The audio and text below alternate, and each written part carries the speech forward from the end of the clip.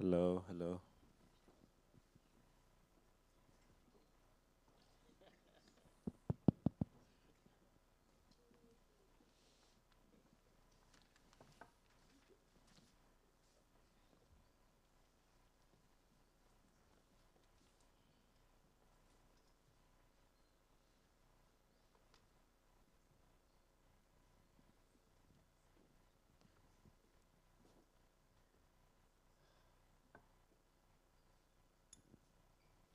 Well, welcome everyone. Um, if you were there for the meditation, then you had the best introduction to the program.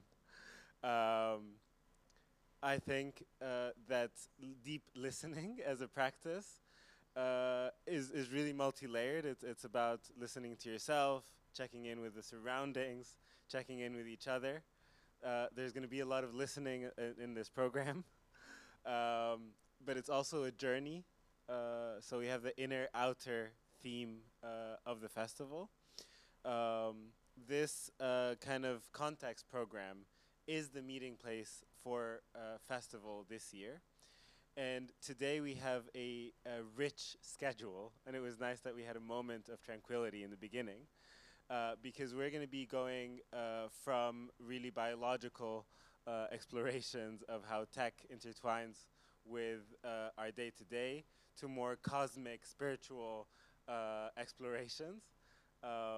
So yeah, I hope you can stay, you know, fasted with us as we go through this journey. So for our next conversation, um, we are going to be in conversation with Dr. Ramon Amaro, who is a senior researcher for digital culture and a lead curator of Negative One, a digital culture research laboratory at the New Institute in Rotterdam. His writing, research, and artistic practice emerge at the intersection of Black study, digital culture, psychological study, and the critique of computational reason. He holds a BSc in mechanical engineering, an MA in sociology, and a PhD in philosophy of tech. And before joining the New Institute, he has worked as a lecturer in art and visual culture in the Global South at UCL. He was engineering program manager at the American Society of Mechanical Engineers and quality design engineer at the General Motors Corporation. We are going to be discussing his latest book, The Black Technical Object, on machine learning and the aspiration of black being, which contemplates the abstruse nature of programming and mathematics and the deep incursion of racial hierarchy to inspire alternative approaches to contemporary algorithmic practice. Welcome. Just a small round of applause.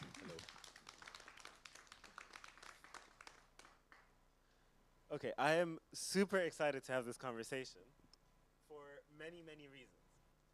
One of which is the unique position I think that you have in relation to the topic. Because I think you really have a novel, holistic approach of discussing race and technology, understanding how critical theory and tech intertwine.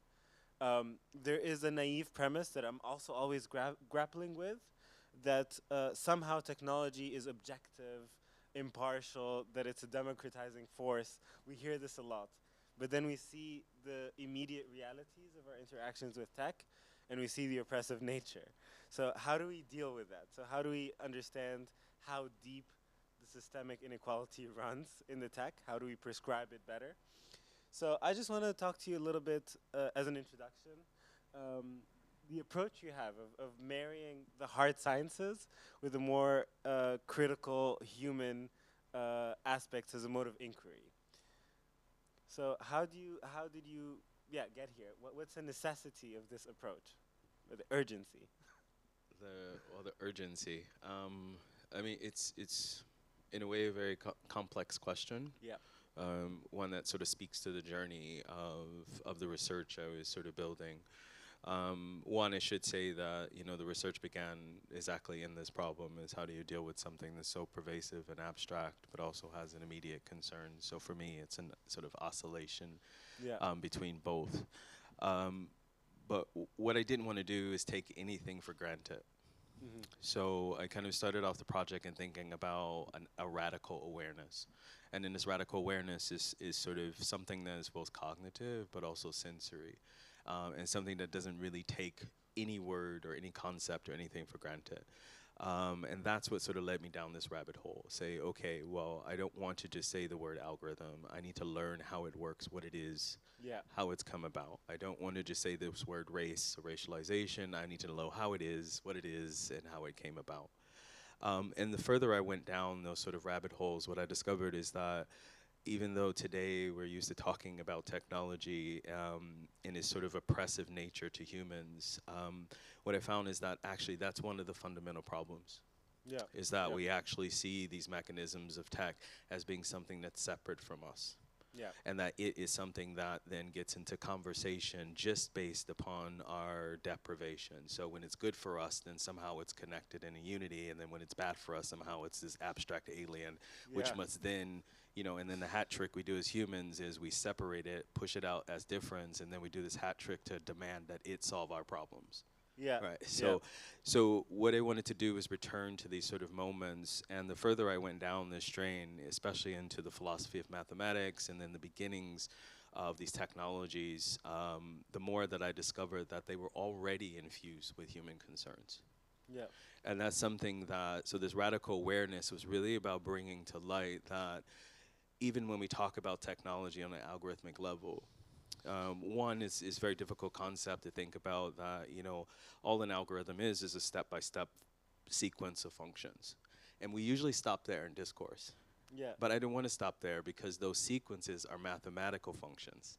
And those mathematical functions have origins in themselves. And if you trace each one of those mathematical functions to their origin, they started off as human environmental concerns and then were made into maths. See, we think they were They're a model of something that is human. Exactly. They were that already is quantified at the end of the day. They were already modeled, but we forget that. And having going through engineering school, this is how I know, because you're taught these formulas. You're not taught about their origin, where they came about. I mean, some of these are absurd, as, you know, something like Laplace and the Gaussian curve. This is in every education system, grading system. He derived this curve looking at the sunset. The sun goes up and down every day with a certain certainty, and then one day he woke up, he's like, I wonder if humans can do the same thing. So it was a model of nature, of a natural phenomenon. Absolutely, and this was the emergence of the first wave of cybernetics. This is when we began to like think about statistics and calculation, became very central in our society, and then somehow we forgot that the natural, or what we call the natural and the human element, was in that, and then we sort of put these symbolic functions onto a pedestal. And then us as humans, then we enter into this neuroses because we're confused why those pedestals don't account for what they weren't designed to account for. It's why pretty. Don't these models fit into all the situations we're living in at the moment? Absolutely. Because I always think when we talk about this, and I think the exploration and really understanding the hard sciences and the origins of the hard sciences is important. But I always think of the persona of a data scientist, whose main job is to quantify things. And if you confront a data scientist with, hey, there's a real racism issue in AI, their first instinct is to be, hey, let's have more representative data sets. They're not going to think about the models or the racist histories of the models, or let's say the naive Bayes algorithm, which is it's a statistical algorithm, and it was made to kind of prove that you know, certain populations are incapable of certain things. So how do we communicate then? I always think of this as a main stakeholder. Well, I mean, I think it's in one sense it's not as generous as it can be to data science. Because their function isn't to quantify, their function is to create symbolic reason and correlate certain things. And they just use quantification as the tool in order to do it. And then the tools that they then do, that they create, somehow replicate our human processes. These models aren't racist. We're racist. These models are actually, I'm not assuming that they're objective, but if there's anything that they reproduce that become a mirror to how we socialize, it's because we created the socialization. Symbolic mathematics does not care. It is a particular function that is then rehearses the output that we derive from. So the residuals that we actually see, that we call racism, that we call misogyny, we call homophobia and transphobia, is because we're the ones that input those processes into it. And it's not the data scientist who is hand coding that into it. What the data scientist is doing is creating models for it, like a Hoover, to suck up all of the behaviors and data we do. And you know, I'm often asked this question: well, how do we create an algorithmic process that's not racist? And the answer is simple: if we're not racist, it won't be racist. If we're not misogynist, it won't be misogynist. Yeah, I mean, this is already prompting a little bit the next part of the conversation of, like, what can we do, right? Because we have to model the world. There is deeply institutional racism in the world, and we still want to create tech. And I find it especially, and maybe this is a point we can talk about, we can talk about algorithm as a set of instructions, but I think now we have generative algorithms. So these are algorithms that are very networked in the sense that they absorb large corpuses of knowledge. They can create new knowledge from that knowledge, so that there's a feedback loop in there. How does that change the dynamic of the problem a little bit? Because it becomes a little bit more alien at the same moment. It's hard to be like, this is where the racism is coming from. And that's absolutely a good thing. Yeah. There is something, because I mean part of the argument of the book in a very generative type of way, and you know, I'm not a technophile. I actually don't follow either way, right? Because these things are what they are. But if we really take a wide scope, I mean, to be honest, the world is on fire. Yeah. It is very difficult now to tell the truth from a lie. It is very difficult to think about human relations. You know, the only relations that we can have now is to double down on the same identities that caused the oppression in the first place, because the only safety is in that, right? So we're putting ourselves into these sort of isolated pockets because that's the sort of only relief that's there. But when we think about this mode of escape, especially with the algorithmic, I think part of what I'm arguing in the book is that we're missing the opportunity, because there's something on the planet right now which is computational logic. And when we're talking about complex systems, we're talking about there's a layer of these systems that only machine can understand. So what I'm arguing in the book is that for the first time in history, there is something on the planet operating outside of our flawed reason, and instead of us tapping into it for a solution, we want it to solve the problems that we can't solve. You see, it's right. Yeah. But because I find it quite fascinating, because there is the issue of explainability. Like, people have the urge to constantly open up these black boxes that make decisions and understand why X happened or Y happened. But I think that is part of what, in a way, it's part of what I'm suggesting. Yeah. And I'm not saying this in a very cynical way of humanity. I actually believe in humanity. That's what I'm promoting, actually. Yeah. But I think it's the processes that we require to do with the algorithm are processes that we already know. Let's think about our family. Yeah. Everyone here has a dodgy cousin. Yeah. Yeah. Right? You know, you don't ask that dodgy cousin for certain advice, right? Like, like, or you conspiracy-infused uncle, or so on. Yeah, exactly. Yeah, you go to the trusted auntie. Yeah. You go to we know these processes. Yeah. You know, even with our young people and our children, we know that they're individuals, but they're also influenced by how we behave. So we change our behavior so that they could have a possibility of not behaving that way. Yeah. Right? But somehow, and this is what I borrow from Simondon, that's why he's important in the book, because essentially what he's saying is this is something that we created. So instead of massaging it into humanity as a partner of humanity, instead we just think it's this. Okay. Right, we think it's just something separate doing something to us. No, but that's the thing, because we talk a little bit about obstruction or like making something obscure. And if I'm talking to my dodgy cousin, I know it's my dodgy cousin, right? I know exactly what I'm talking to. If I talk to this kind of blurry amalgamation of huge corpuses of knowledge, I don't know what I'm talking to. I'm talking to the canon, maybe. What is more blurry and obscure than a family barbecue? Or or deep friendship, or deep love, or deep friendship. There are certain things that are coherent and transparent. Yeah. There are other things you have to sincerely feel. There are other things that you have to negotiate Yep. that you then have to change. But it's a reciprocal change, right? I change, you change. There's an energetic transfer between that, and we know that that ripples in the ecology. Yep. So if my people don't like you, then I have to intervene over here because I like you. See, there's all this negotiation going on. And then somehow when we get to technology and algorithm, we're like, yeah, good luck, solve my problems. Yeah.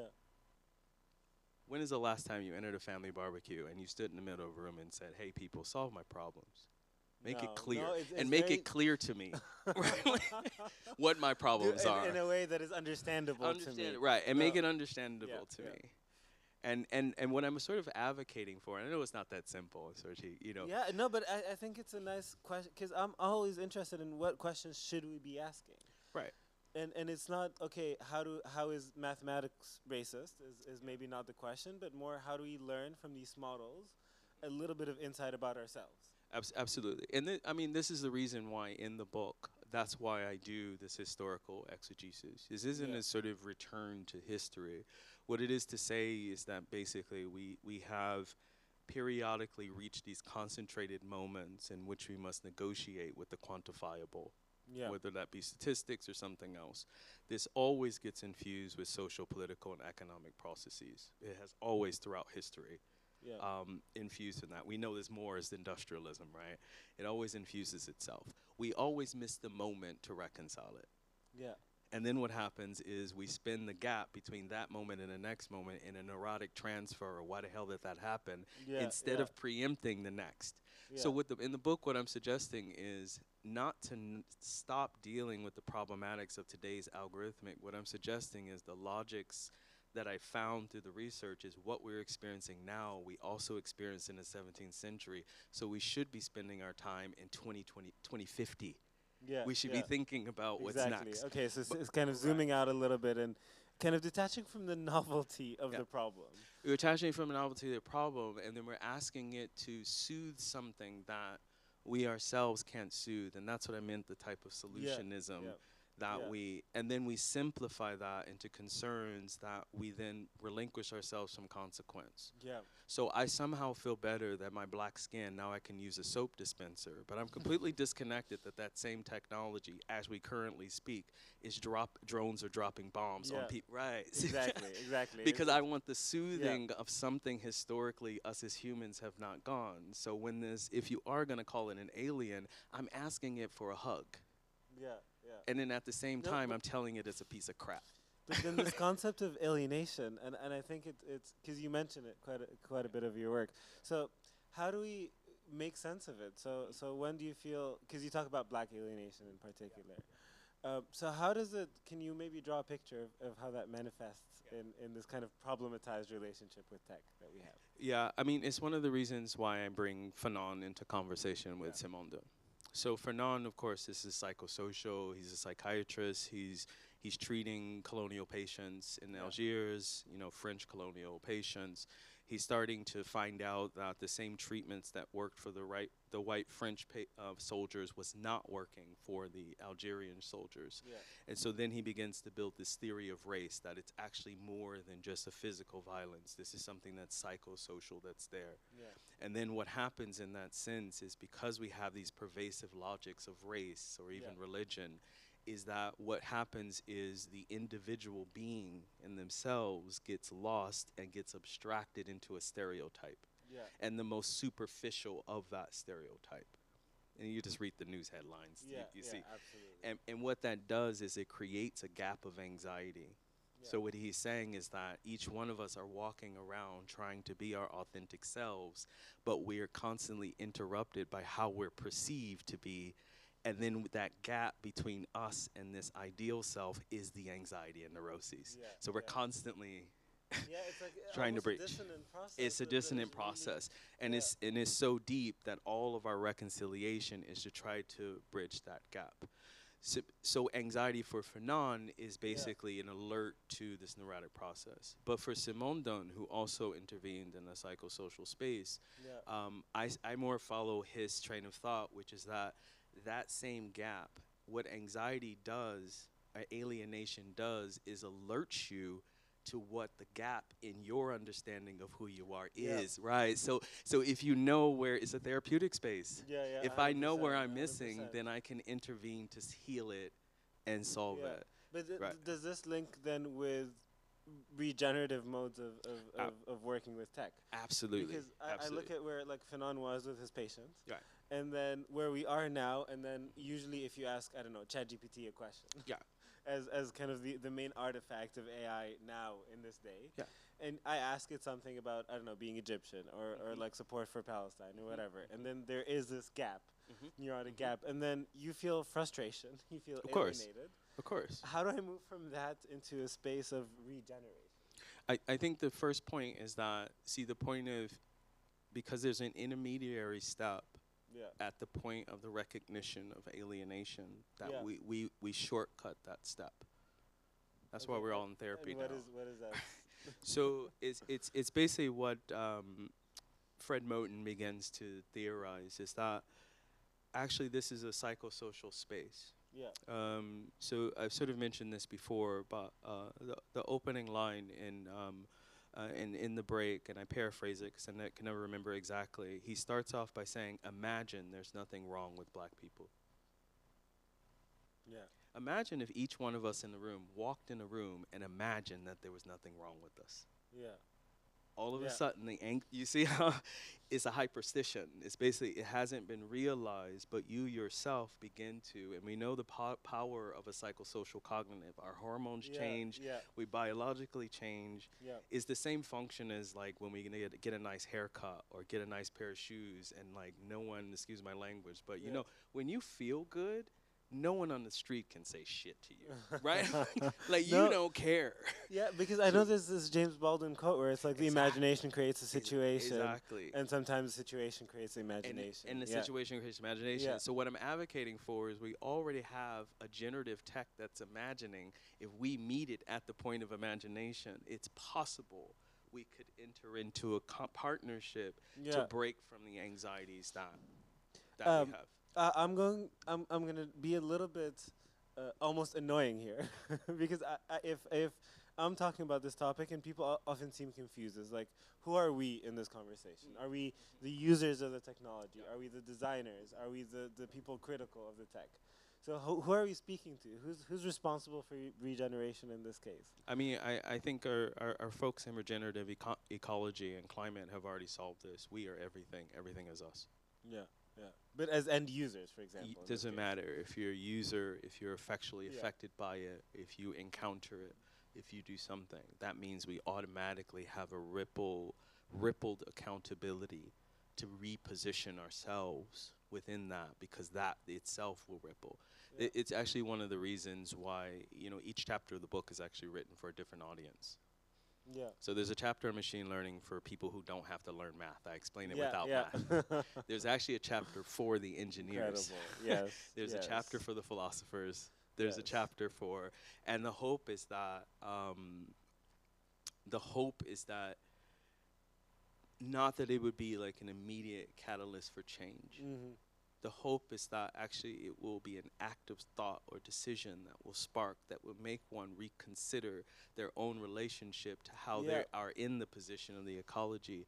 And what I'm hoping is that that little misfire of that neuron Yeah. might be the catalyst. Yeah, but That I can think unfold. it's really Yeah. the most important step in step 0. It steps here. And this kind Yeah, of, yeah, yeah. what do I call it, like interdisciplinary acrobatics Yeah. is so important. That's why it's and important, yeah, yeah. really difficult. It's Yeah, yeah. to me, it's you don't have to be very prescriptive about No, what no, can no. happen, Not at all. but just the reframing of the problem. Just the reframing of the Yeah, problem. yeah. And then the accountability really becomes localized, right? Because that local accountability can have a ripple effect. Yeah. Because we're already in a parasitic relationship. Yeah. I mean, Kara Keeling says this in, Queer Times, Black Futures. You know, she starts off by saying, you know, we were never meant to survive. We were always meant to change. Yeah. And the problem is we don't want to change. Yeah. Yeah. I am not the same person that I was before I started talking to you. No. We're in a constant state of change. So Yeah, we're yeah, always we are now in a parasitic relationship. So our accountability is what we do with that relationship. yeah. But somehow we've lost that communal sense. So we go around. That's the problem, Yeah. right? So there's no catalyst to change because we become so individualized, Yeah. and then looking towards the external to soothe that when actually this is an internal concern. So if even in this moment, if you were to hit me on top of the head with your microphone, see, we have to enter into a negotiation. This is what Audre Lorde was saying, staying with the trouble. This is Donna Haraway. Yeah, yeah. Staying with the trouble. Right? 100%, yeah. And I'm imagining what happens if we stay with the trouble of the algorithmic. And the trouble of the algorithmic is telling us exactly what's wrong. It's not telling us who we are, it's telling us what's wrong. Yeah. And instead of us solving what's wrong, we're like, don't tell us what. It's a very European. It's right. It's a very European thing. Don't. With the gap. With a gap. That we have, we're fixating on the gap, not how we can reframe our thinking. Not how we can reframe our thinking. So, yeah. And when I go to that psychosocial space, I think of like a small anecdote. It's slightly unrelated, but you'll see. So I have a good friend that's from the middle of China. I met him in London. He's doing his PhD at Cambridge, and so I used to ask him all the time because I have my perceptions about Southeast Asia. So we have this exchange, and I asked him once. I said, even pre-Crusades, we you see this sort of attempt colonization through Southeast Asia. Some places stuck, some places didn't. So I'm trying to figure out why certain things stick and other things didn't. And so I said, why didn't this crusade stick in China? And he says it's easy because these people arrived, landed on boats, and the first thing they said to the villagers is repent because you're a sinner. And the villagers were like, I'm not. Yeah, basically, the villagers were like, what are you talking about? Like, because their relationship, the relationship is completely different. And you see this infusion even in, I advised on the exhibition AI More Than Human at Barbican, and it's at the Barbican, and it's still on a tour, but the exhibition actually is about the differences between the Eastern and Western conceptions of AI. And the difficulty in even organizing that exhibition is because the relationship is so different. And people think it's really a complex conversation, but I think for me it's coming from let's say the East or the global South. Models of governance are very different. Like democratic ways of governing someone is not often the best one.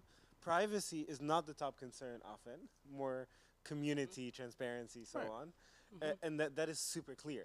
Right. And the fact that we look at tech and the way we govern it, our relationship to it with these value propositions is just... And we want it to be a uniform value proposition. Yeah. Like for instance, I grew up in a black household. When you're a child, you don't have a right to privacy. No, right?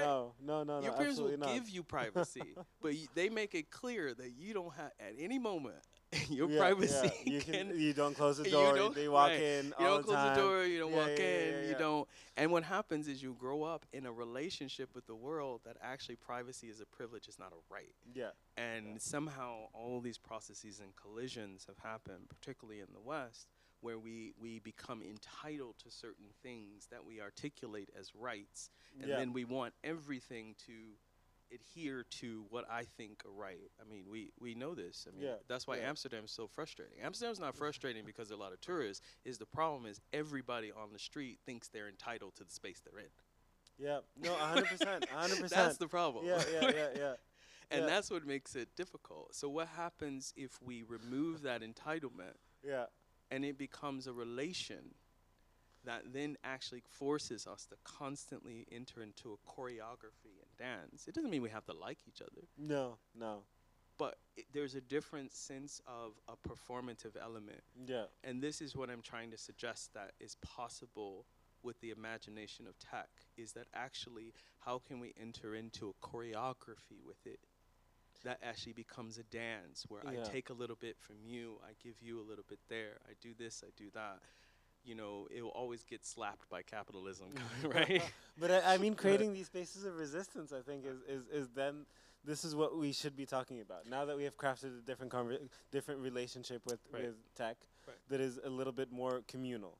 Because I think for a long time, to me, one of the biggest enemies to data or tech decoloniality is people looking at data and they're like, the only things we can do, the only good things we can do with the data we have is either to make it more private or to open it to the world.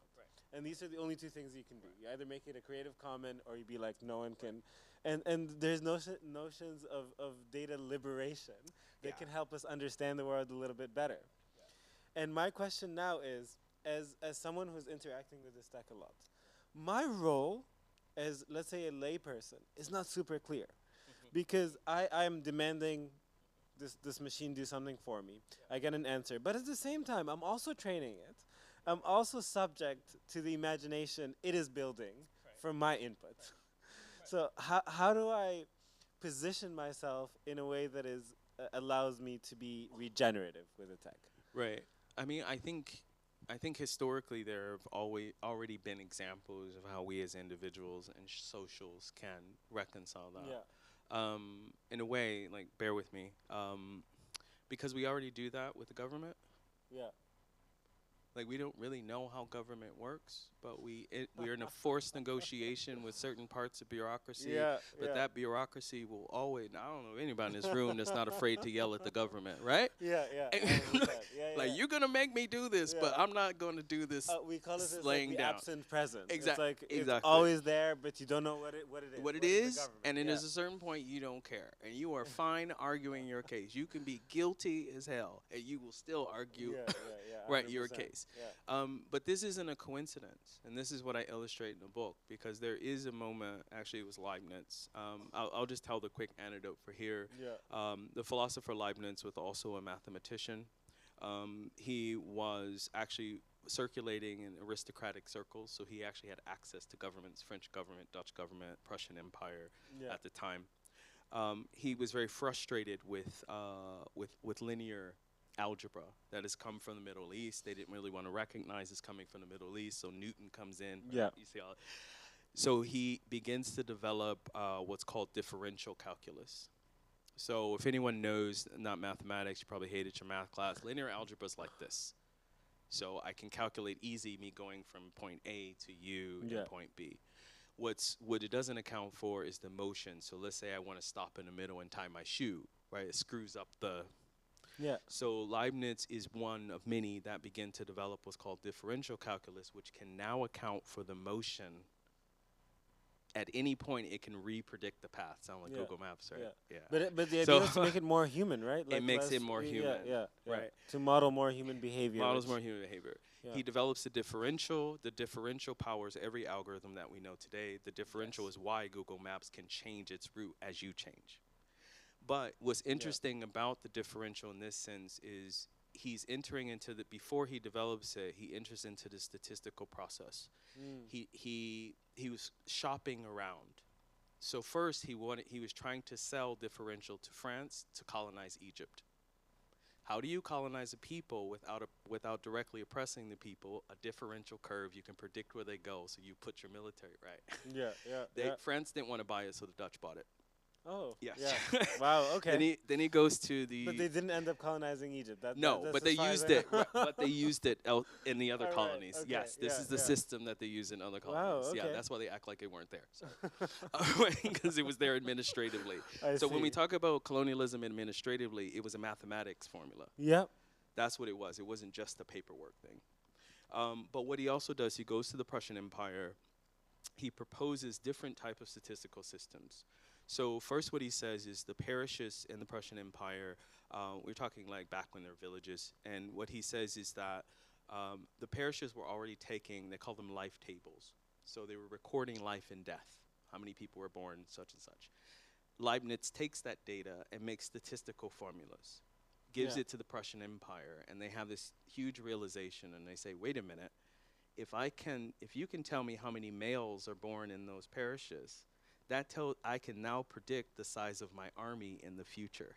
Oh, yeah. So then they started sending more resources to the villages that were producing more males. But then they said, okay, wait a minute. If we can do this statistically, thank you, Leibniz, then that means our enemies can do it as well, which means now that data must become a state secret. That was the beginning of the black box.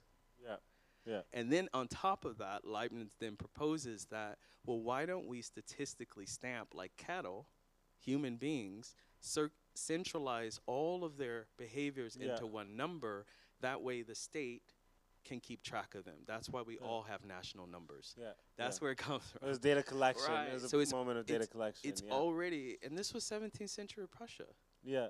So this is already infused in how we think about our relationship with quantification, how the state thinks about it. Yeah. And I think, you know, and it's also directly related to our relationship with the state, right? We already know we're being tracked. Yeah. We know we're being tracked. We find these pockets of resistance. I know people arguing with the Hementa as they have they have no chance in hell of winning, and they don't care. Yeah, because they want to be seen. They want to be heard, and they want to know that you want to get over that gap of imagination. You want to get over that gap of imagination because it's a very straightforward type of process. Yeah. And what I'm imagining is not, you know, that actually in the point of catalyzing a type of resistance is that we can enter into similar processes where this doesn't have to be a uniform thing. What it can be is a localized thing that catalyzes a pushback within the capabilities of those pushing, within the ecologies of those pushing, to demand a sense of livability. But the key is that livability must be for the self as well as the other. Because right now, with the problem with the government process is mostly just for the self. Yeah, it's individualized, and you're saying emancipation is emancipation. Collective. It has to be because we're already connected in that. Yeah.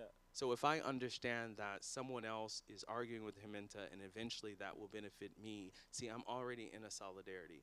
But I might not be able, or I might not have the personality to do it, so I might compensate by doing something else. Yeah, but because I think I was talking the other day about, just the notion of game theory. Yeah. And a big part of oppressing someone or having a hegemonic system is reducing communication between your subjects. Absolutely.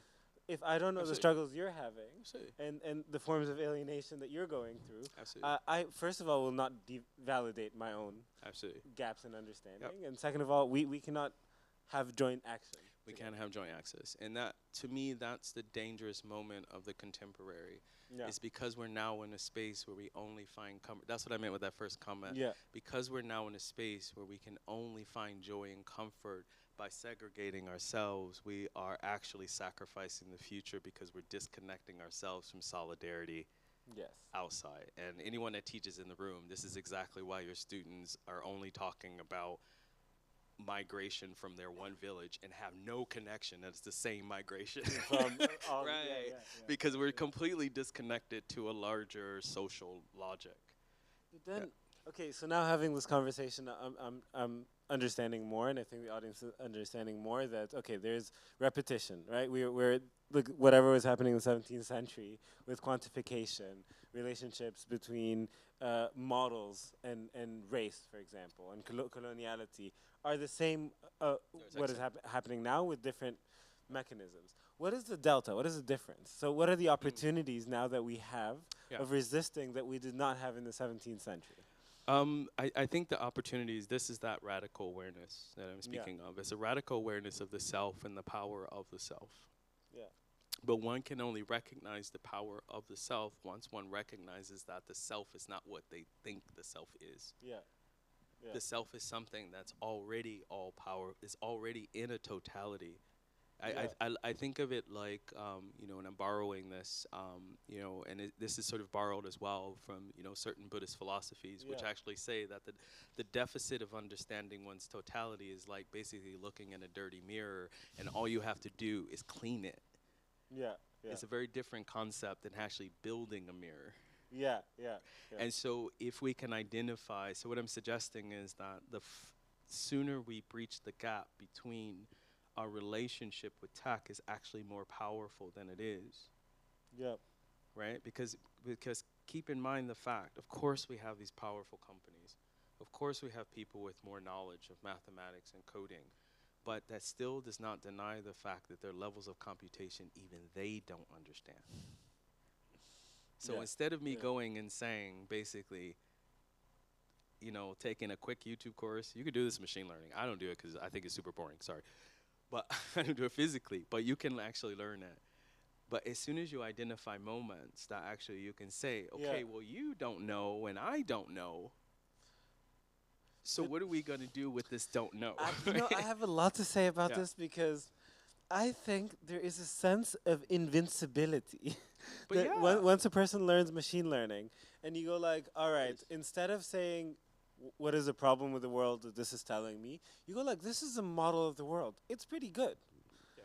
Then that's the world now. But that is it. So I don't have to question more. I don't have to go beyond. I don't have to really understand the human condition. Right. And understand that we did not fully grasp it yet. But I also think that lends itself to the personal responsibility and accountability. Yeah. Like, look, we can't be aware and accountable for every process in the world. We cognitively cannot handle that type of sensory thing. Yeah. But I do think localized that there are moments of power in which we can tap into, and maybe it's not at scale, but I do believe in the ripple effect. Yeah. Of these types of processes. We're living in an ecology in which we all feel the weight and responsibility to solve the world. Like, how self-entitled is that? Yeah. We think we're like that we think as we're an individual, also without come on, it's the collective, 8 billion people on the planet, and most of us are walking around like I'm gonna stop. Right? I get it. Main character energy, it works. Yeah. We're all feeling this way, and actually it took us a long time to get in this mess. We got in this mess based on relations that were webbed and rhizomatic. And I believe it's going to take rhizomatic efforts to untangle that. But also this realization that whatever is untangled and rebuilt will be something new. Yeah. And I think that is the hopeful part, and that is the generative part, is that actually we have an opportunity to build a new world. Yeah. And it's right. But I'm also because it almost seems like this is an invitation for community building, but then not just like human communities. It's like human AI computer communities. Absolutely. And learning how to coexist generatively. Yeah. Absolutely. Yeah. I mean, and I'm not suggesting, and it's not a knock on personal behavior or things like that, but we also have to see this process for what it is. We're talking about an industry that's in the trillions of dollars, and all it's been able to come up with is a large language model that can write an email for me. Like, why are we taking just these a people really seriously? Smart parrot. Yeah. Like, if you actually look at what they've produced, if this happened in any other sector, we would be like, why are we taking you seriously? Yeah. The amount of money that's been put into this, the amount of energy that it costs you. I would feel better if they went to Mars, because then it would at least make sense. All right. Yeah. But all this has actually done is correct my typing in Outlook. Yeah.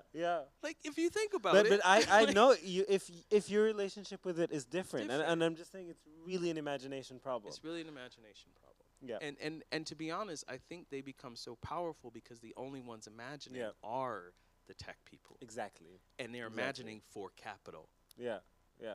And we aren't imagining. Who isn't imagining? What are they imagining for? Is really an important question. And this is why we must. I honestly believe this. This is why we must protect at all costs our creatives and digital makers who are engaging with technology, because they are the only ones who are trying to breach the possibility of that, and we must protect them at all costs, because they are the front against Silicon Valley. Not policy, not law, not anything. It is right now that master student sitting somewhere in a studio. These are because I really think it needs to be studied. Yeah. But this veil of I'm invincible because I can do this. Yeah. I'm constantly shaping the world. I have because there's all these conversations about like the end of theory, the end of social sciences, the end of programming, the end of whatever. The end of whatever. Because But it's one of the reasons, I know we're short on time, but it's one of the reasons why I wrote a book of philosophy. Yeah. Is because what I realized is that actually, Fanon said it, philosophy never saved anyone. No. But the reason he said that is it never saved anyone because it didn't save everyone. Yeah. It's a riddle, right? Yeah. No, that's true. That's true. It's actually... I don't feel personally revived by it. And the reason why I wrote a book of philosophy is because because right now the concentrations of power still operate in philosophical notions. Yeah. The U.S. Department of Defense works on philosophy They make it actionable. If you go in DeepMind right now in London, their floors are named after philosophers. Yeah, yeah. And they make it actionable. Education policy, financial policy. So what I'm hoping, this is my naive hope, is that one day in some thrift shop, some kid will pick up my book who will work for the next. Yeah. That's my hope. Yeah. No, And no. that I they mean, might, it's yeah. not unfeasible. I think it's not very, very it's not possible. unfeasible. Yeah. No, thank you. Thanks a lot, because I always keep remembering this like Swahili saying of, it doesn't matter if the elephants are making love or they're fighting, the grass is always suffering. And often you feel so helpless as someone dealing with tech as I am the grass in this case. Yeah, absolutely. But it's the idea I want to have a different relationship with the other elephants. Yeah, absolutely. You know, I want to be part of the elephant fighting or making love or whatever. Yeah.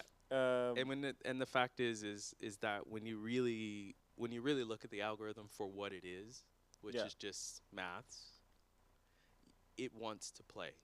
Yeah, yeah. And I want to play with it in the same way that kind of the more like racist mathematicians played with it.